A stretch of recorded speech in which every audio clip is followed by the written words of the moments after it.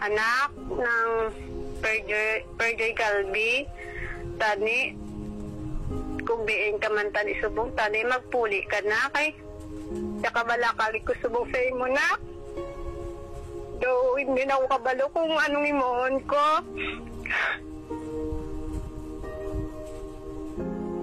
Tani na ta, okay ka lang tani.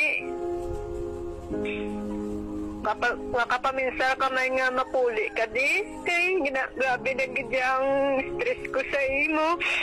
Hindi ko naginig siguro makaya kung madula ka.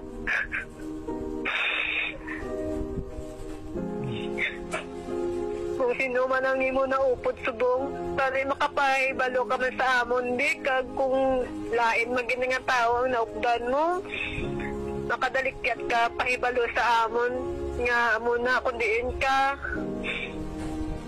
Kay ang mga tao sa imo subong gabi gidya ang pagpangita sa imo. Kay palangga ang gidya namon niya.